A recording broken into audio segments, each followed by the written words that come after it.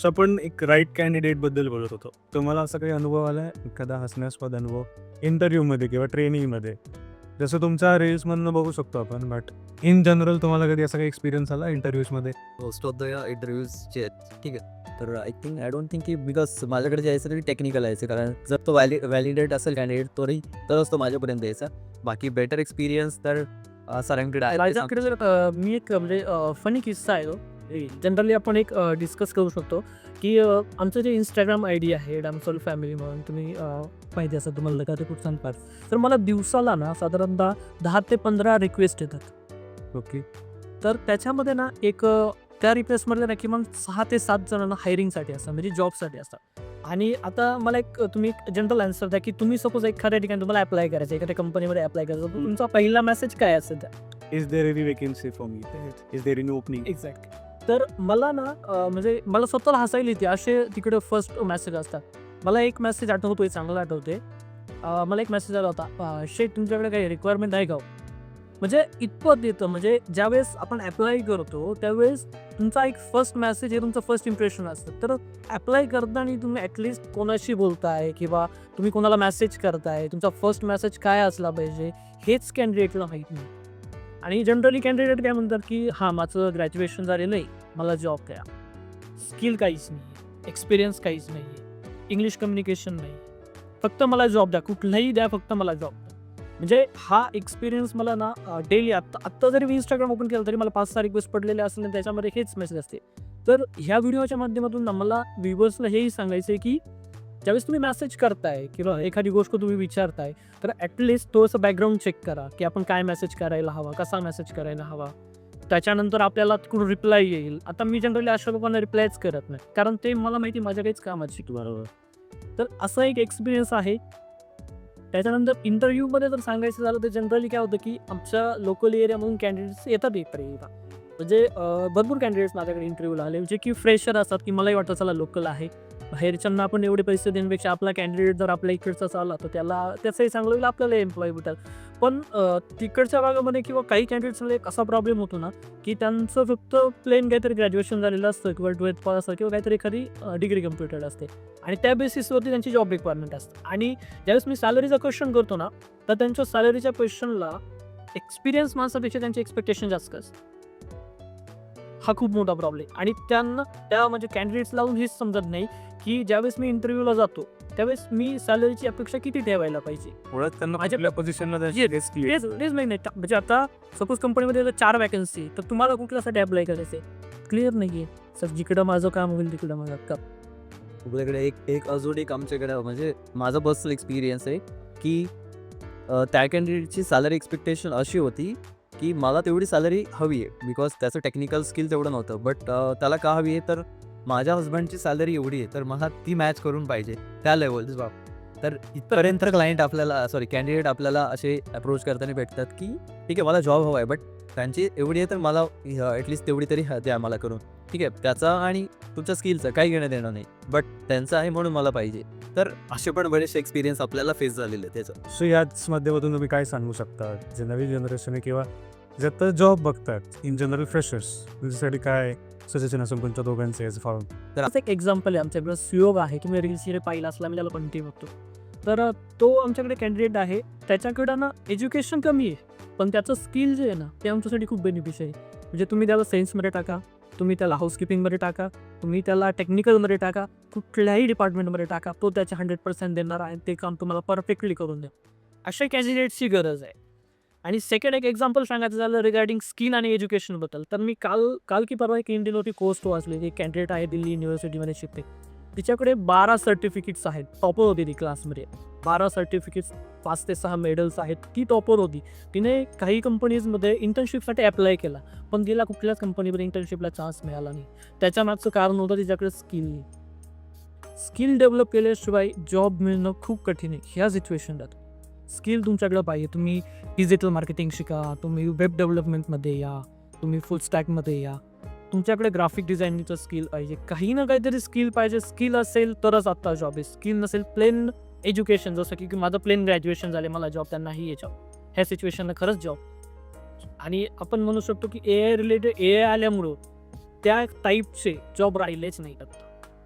त्याच्यामुळे तुमच्याकडे स्किल पाहिजे. Skills as in like what kind of a skills you anticipate? Yes. Skill like अशी मी एक प्लेन ग्रॅज्युएशन केले, माझं एक ग्रॅज्युएशन झालेलं मी कॅन्डिडेट आहे आणि मी जॉब शोधते, पण मला जॉब भेटत नाही.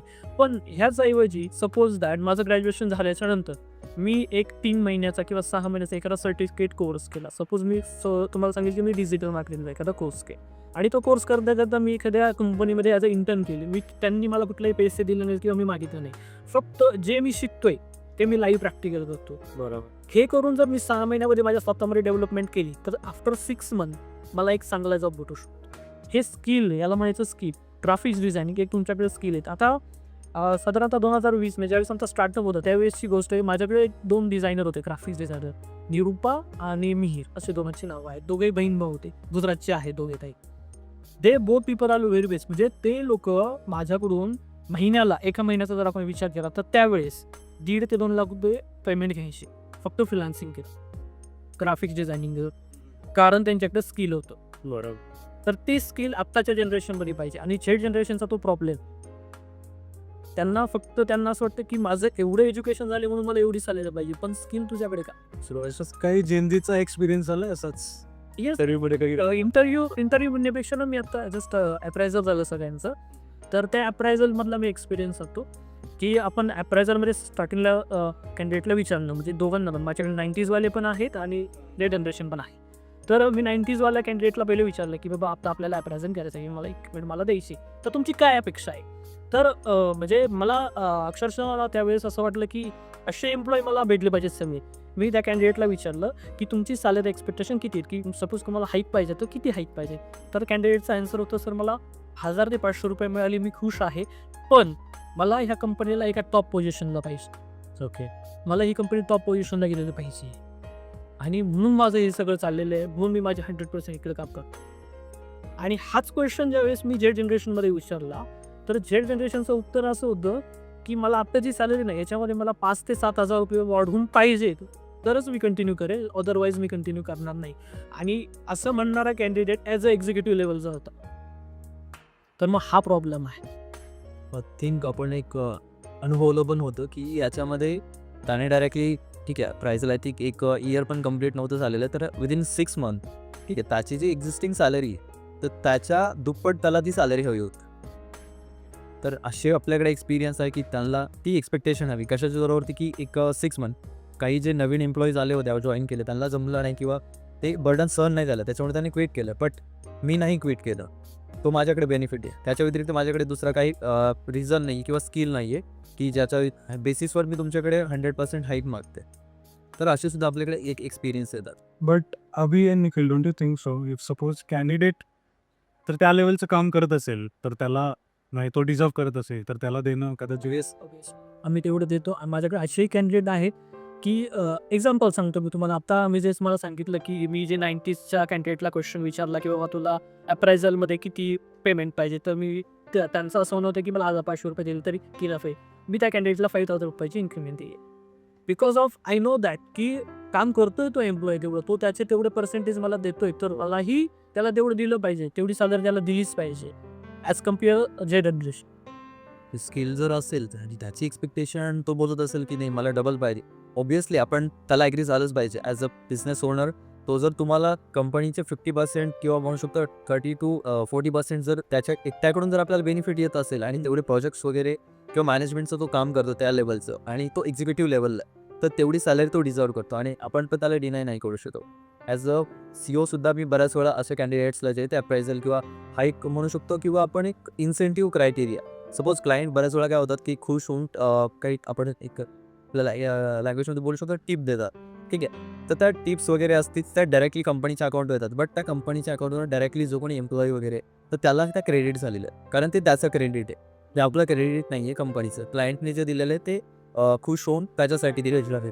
तर आपल्याकडे ती सिस्टम नाही की ती कंपनीचं ग्रॅब करायचं, ते त्याच्या अकाउंटवरती त्याची जे काही सॅलरीमध्ये असेल ते इन्क्रीमेंट म्हणून येऊ शकतो, सॉरी नॉट इन्क्रीमेंट, त्याचा जो काय एक्स्ट्रा वर्क आहे एक्स्ट्रा पेमेंट आहे त्याच्यात ते आपण ॲड केलं आहे. तर असे पण आपल्याकडे गुड एक्सपिरियन्स आहे. सो तुम्ही जेनजीचं वर्क कल्चर कसं मॅनेज करताय? आय मीन कधी रिक्वेस्ट आली आहे का की मला आज घरून काम करायचं कारण माझा कुत्रा अलोन फील करतोय किंवा असं काय? येस आपल्याला तो एक्सपिरियन्स आहे. आय थिंक 3 वर्ष झाले असतील त्या गोष्टीला. तर ठीक आहे, कॅन्डिडेट्स आपण नाव वगैरे तर नाही ते डिस्क्लोज करू शकत. बट इश्यू असं होता की त्या कॅन्डिडेटचं म्हणणं होतं एक्झॅक्टली जे आपण आता एक्झाम्पल दिलं, सेम एक्झाम्पल, की आमच्या घरी डॉगी आहे आणि तो एकटाच आहे घरी. तर तो असल्यामुळे मला घरी थांबावं लागेल किंवा मला सुट्टी द्या, हाफ डे द्या. ठीक आहे, कारण मी नाही येऊ शकत आणि त्याला एकट्याला घरी जे आहे ते राहता येत नाही किंवा तो एकटा घरी थांबू शकत नाही तो डॉगी. तर अक्षरशः मला त्यावेळेस माझ्याकडे म्हणजे ती माझ्याकडेच आले होते सुट्टी मागायला. तर मला त्यास ऐकून एक हसायला आली होती. बट मी बोललो की ठीक आहे, तुम्ही याच्याला विचारा किंवा तुमच्या मॅनेजरला विचारा काय करायचं आहे ते, तो काय म्हणतो त्याच्यावर. अशी ठीक आहे, जनजीला मॅनेज करणं त्यांच्या कम्फर्ट झोननुसार जर आपण केलं तर ते जे आपल्याला एक्सपेक्टेड आउटपुट आहे ते काढून देणं. बरोबर. बट त्यांच्या मनासारखं नाही झालं तर ते even without any warning, without any notice ते सेकंड डे सुद्धा क्विट करू शकतात किंवा ऑन दी स्पॉट सुद्धा ते क्विट करू शकतात. म्हणजे ज्यांचे सेन्सिटिव्ह आहेत इन जनरल. येस ज्यांची सोबत अजून एक टेक्नॉलॉजी आली ती म्हणजे AI. सो तुम्हाला हायर करताना किंवा आजकाल आपण कुठल्याही गोष्टीत हा इंटरव्ह्यू घ्यायच्या आधी मी AIचा वापर केलाच आहे अर्थातच. सो आपण प्रत्येक पॉसिबल गोष्टींसाठी आजकाल AI वापरतो. तुम्ही ॲज अ फाउंडर तुम्हाला ह्या गोष्टीचा किती जास्त फायदा होतो किंवा किती जास्त नुकसान होतं?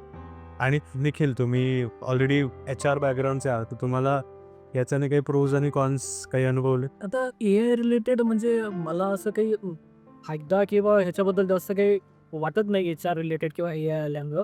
हा पण इथं एक आहे की जो कॅन्डिडेट माझ्याकडे येतोय त्याला AI कितपत येते किंवा त्याला AI बद्दल किती माहिती आहे, हे माझ्यासाठी आत्ता गरजेचं आहे. कारण येणारा कॅन्डिडेट जर AI वाला असेल, त्याला AI बद्दल नॉलेज असेल, ChatGPT काय आहे, नवीन नवीन टूल्स कुठले आले मार्केटमध्ये, हे जर त्याला माहिती असेल तर तो मला प्रोडक्टिव्हिटी देऊ शकतो. तर ते खूप इम्पॉर्टंट आहे. आता जनरली मी ज्यावेळेस इंटरव्ह्यू करतो त्यावेळेस मी प्रत्येक कॅन्डिडेटला हा क्वेश्चन विचारतो की ChatGPT बद्दल काय आयडिया आहे, ChatGPT बद्दल काय माहिती आहे, अजून ChatGPTसाठी कुठले ॲप्लिकेशन्स आहेत की ज्याच्यात आपण इन्फॉर्मेशन जनरेट करू शकतो. किंवा सपोज तुला मी ChatGPT ओपन करून दिलं, त्यांचं प्रीमियम व्हर्जन बाय करून दिलं आणि एखादा डेटा किंवा एखादी इन्फॉर्मेशन सर्च करायला लावली, तर तू ती कशी करशील? याच्यामध्ये 100 पैकी फक्त 10 कॅन्डिडेटला याचं उत्तर माहिती असतं की मी हे कसं करू शकतो. 90 लोकांना याचं उत्तरच नाही. म्हणजे अजूनही ChatGPT बद्दल लोक अवेअर नाही. तुम्हाला कसा फायदा होतो याचा ChatGPTचा किंवा कुठल्याही AI टूल? येस अभिषेक. तर ChatGPT टूल्सचा आपल्याला फायदा म्हणण्यापेक्षा एक फायदा नाही म्हणू शकत आपण, एक टाईम सेव्हिंग आहे. ओके. बऱ्याच वेळा इश्यू ठीक आहे, मी सुद्धा हा फेस केलेला आहे की जेव्हा मी इन सेल्समध्ये काम करायचो तर प्रॉब्लेम असा व्हायचा की ठीक आहे, प्रपोजल शेअर करायला लागायचे, प्रोजेक्शन क्लायंटला द्यावे लागायचे, कारण त्यावेळेस प्रोजेक्शन शिवाय क्लायंट वर्क नाही होत, इव्हन प्रपोजल आपल्याला द्यावंच लागतं. तर बऱ्याच वेळा काय व्हायचं की आपल्याकडे जी इन्क्वायरी आहे किंवा जो क्लायंट आहे त्याला प्रोजेक्शन देण्यासाठी आपल्याला जी काय बॅकएंड टीम आहे किंवा टेक्निकल टीम आहे त्याच्यावरती डिपेंड राहावं लागायचं. आणि त्याच्याकडून जेव्हा ते येईल, मग मे बी ते अराउंड 24 आवर्स असतील, मे बी आफ्टर डे असेल, तर त्याच्यानंतर ते आपल्याला प्रपोजल यायचं किंवा जे टेक्निकल गोष्टी जे ॲस्पेक्ट असतील ते चेक करून यायचे. बट आता AIमुळे आपल्याला फायदा हा काय होतो की जे प्रोजेक्शन आपल्याला पाहिजेत ते प्रोजेक्शन आपल्याला विदिन सेकंड भेटतात आणि त्याच्यावरती आपण रिवर्क करून जो आपला 1 दिवसाचा 24 आवर्सचा टाईम आहे तो कमी करून आपण 1 ते 2 तासामध्ये आपला टाईम सेव्ह करून पुढच्यालाच एक्सपेक्टेड आहे तो क्लायंटसुद्धा ग्रॅब करू शकतो, इव्हन आपले टाईमसुद्धा सेव्ह करू शकतो. आता ओल्ड जनरेशनमध्ये आणि आपल्या जनरेशनमध्ये ठीक आहे, ते टाईमचं जास्त त्यांना काही नाही वाटत, त्यांना पैसे वाचले पाहिजे. बट आताच्या जनरेशनचं आपलं कसं आहे की टाईम वाचला पाहिजे. पैसे आपल्याला वाचवायला टाईम जर भेटला तर आपण पैसे कमवू शकतो. तर हा एक आपण डिफरन्स बोलू शकतो की ओल्ड जनरेशनमध्ये आणि आताच्या जनरेशनमध्ये आहे.